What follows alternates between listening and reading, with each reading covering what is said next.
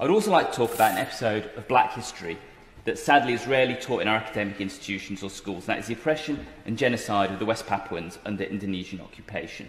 As chair of the West Papuan APPG, it's incumbent on me to add their struggle to those of so many black and indigenous ones around the world. This year, following the death of George Floyd and the Black Lives Matter movement, the West Papuans found inspiration to link their own struggle with them, under the slogan, Papuan Lives Matter. The campaign has shed light on Indonesia's institutional racism against West Papuans. For instance, in August 2019, Papuan students were attacked in Indonesia's second largest city and called monkeys. The police then rounded up the students, firing tear gas into their dormitory. In 2006 in Jayapura, everyone who had dreadlocks was arrested and their hair was cut. This continued for a fortnight. The Jakarta Post last year discussed one Papuan living in Yogyakarta and said not unusual for landlords to express their approval of rent applications by phone, only to reject them once they found out where they were from. These and many other instances of racism, I'm sure, chime with many of my colleagues in the Chamber, and how many black communities in the UK were treated in the past. West Papuans leaders have sought political asylum around the world, including Benny Wenda, the chair of the United Liberation Movement for West Papua. He's a brilliant exponent for his people and needs to be platformed much more here in the UK where he lives, so light can be shone on what's happening to West Papuan people.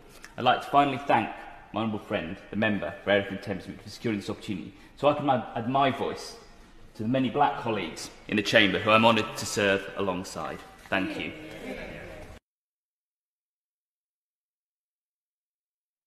هذا قراء هذا عن منصة ليش هذا عن منصة بس المداخلة على المداخلة اي واحد يداخل بس انت ليش ما اخذت شيء على العراق؟ انت ليش ما اخذت ليش ما اخذت على العراق؟ Makanya ibarat dia kan, oh ini kuliah, ini cerit. Baru dia lagi yang. Jadi dia soalnya, bukan yang pismo.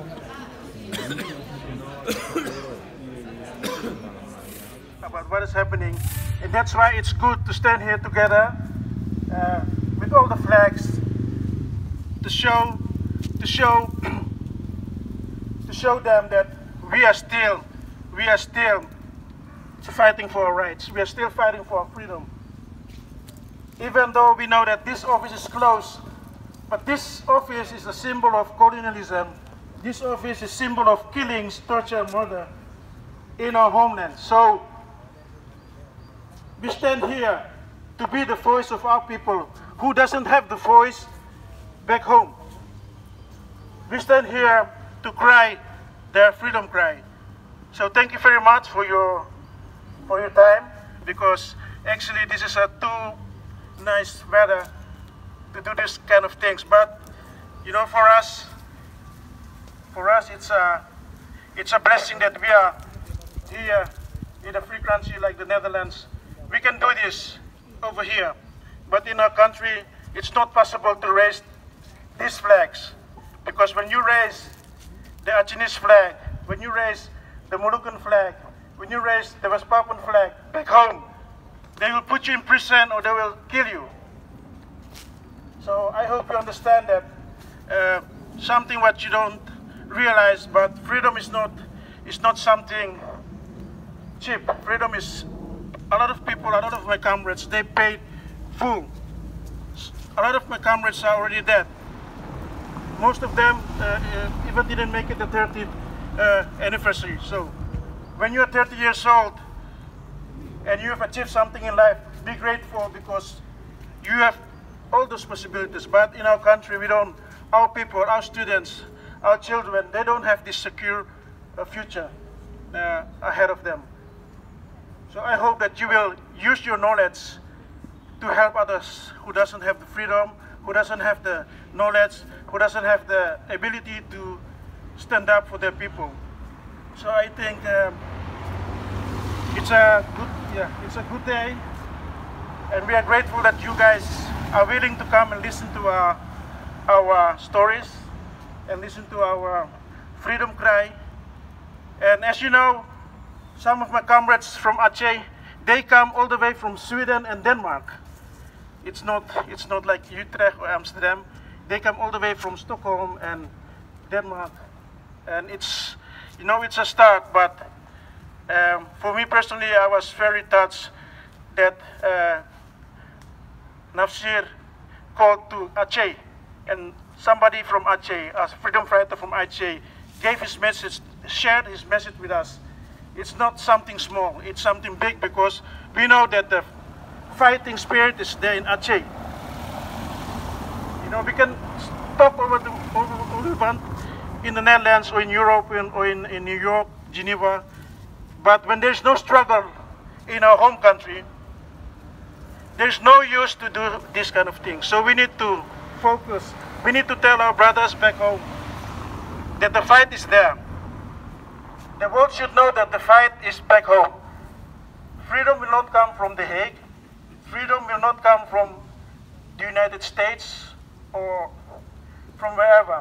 Freedom will come from inside our country, from West Papua, from South Moluccas, from Aceh. Jadi teman-teman, perjuangan itu bukan saya di Belanda, perjuangan itu di tanah air.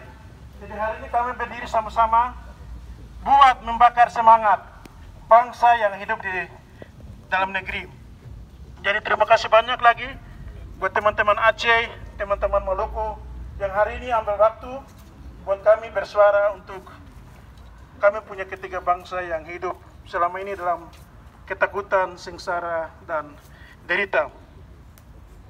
Jadi saya kira ya, kalau ini ada open mic, jadi siapa mau bicara silakan.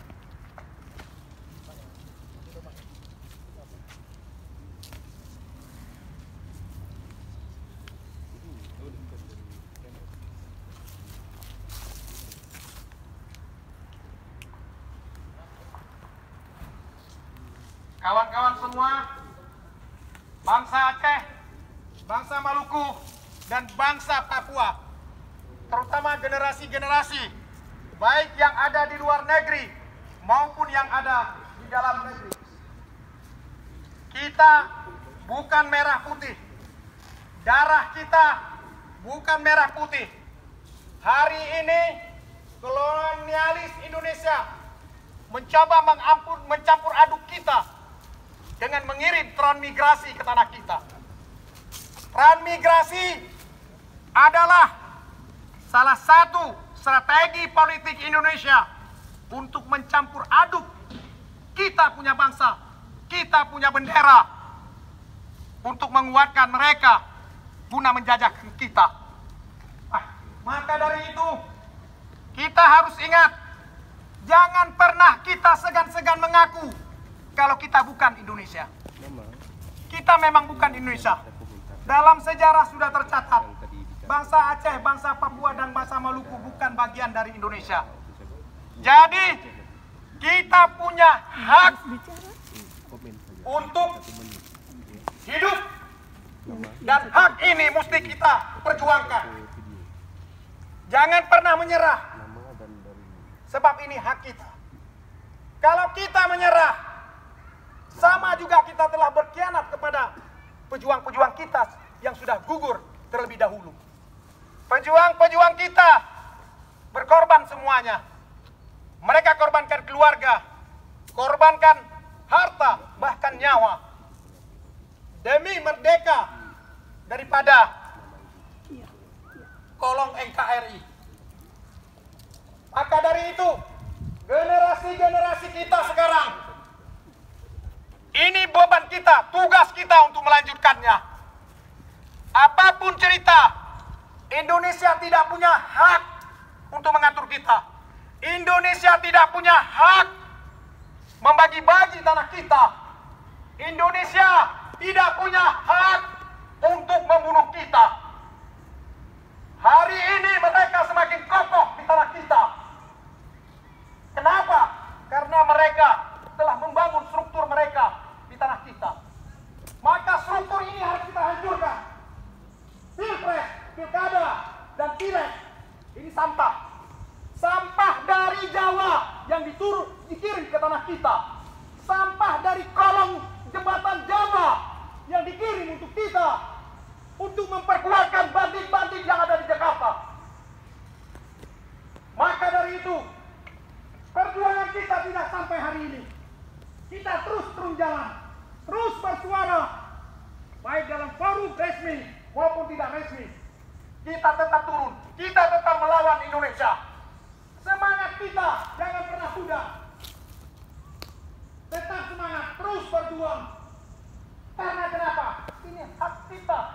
kita, hak kita. Kita punya bangsa. Indonesia tidak punya hak untuk mengatur kita. Saya juga menunjukkan kepada bangsa Aceh yang ada di Aceh untuk bangun kembali, bangkit kembali, jangan pernah menyerah, jangan pernah putus asa. Dalam sebuah perjuangan, jatuh bangun itu hal biasa, tapi kita harus bangun kembali. Jangan terprovokasi dengan janji-janji manis bandit-bandit yang ada di Jakarta. Mereka semua itu mafia, mereka itu bukan pemimpin. Bukan pemimpin. Lihat saja keadaan Indonesia sekarang. Utang semakin menggunung. Pengangguran di mana-mana. Tapi itu hak mereka, bukan hak kita punya bangsa. Karena mereka membandit-bandit. Hari ini COVID-19, Corona, mereka juga bisniskan. Mereka bisniskan itu semua. Mereka demi mendapat keuntungan. Jangankan kita punya bangsa, dia punya bangsa sendiri diperjudikan. Apalagi kita yang tidak ada urusan dengan mereka. Maka dari itu, perjuangan kita tidak ada istilah menyerah. Kita tetap berjuang. Bangsa Aceh, bangsa Papua, bangsa Maluku terus tegak, berdiri sama, memperjuangkan hak. Hak ini adalah hak yang melekat dalam tubuh kita masing-masing. Dan ini harus kita perjuangkan. Kalau ini kita tidak perjuangkan, kita berdosa dengan pejuang-pejuang kita yang terdahulu. Kita harus bangkit dan bangun kembali. Begitu juga pejuang-pejuang yang ada di Papua, pejuang-pejuang yang ada di Aceh, pejuang-pejuang yang ada di Maluku, terus bersuara, terus memperjuangkan hak-hak kita. Lebih bagus kita mati dalam perjuangan daripada mati. Warahmatullahi wabarakatuh. Waalaikumsalam warahmatullahi wabarakatuh. Kami bangsa Aceh di Kabupaten Bilun, wilayah Bateli, mendukung sepenuhnya aksi bangsa kami yang ada di Belanda pada hari Jumat dan Sabtu 18/19/2020. Dan kami mendesak diaspora Aceh untuk proaktif peduli terhadap akses konflik di Aceh yang sampai saat ini belum bisa dikatakan selesai. Hentikan pembentukan opini. Jangan paksa korban konflik Aceh untuk melupakan kasus pelanggaran HAM. Jangan paksa korban konflik Aceh untuk berjabat tangan dengan setan Indonesia penjajah. Aceh. Dan kami menuntut sepenuhnya hak-hak kami kepada bangsa-bangsa yang merdeka di dunia untuk membantu kami di Aceh, khususnya Aceh Merdeka yang sekarang telah telah dijajah oleh Indonesia. Indonesia itu adalah suatu negara pengkhianat. Mulai dari dulu bangsa-bangsa Jawa, bangsa Belanda yang telah membawa kami ke konflik Aceh yang mulai dari tahun 1976 sampai sekarang 2020. Kami di Aceh belum ada kemakmuran, keamanan, kenyamanan dan lain-lain. Pokoknya kami sekarang menuntut hak kami untuk dijadikan suatu pembentukan di Eropa atau di dalam PBB UNPO. Itulah hak-hak kami yang kami tuntut sekarang. Sekian. Salam solidaritas, hidup rakyat, hidup buruh, hidup mahasiswa, hidup Aceh.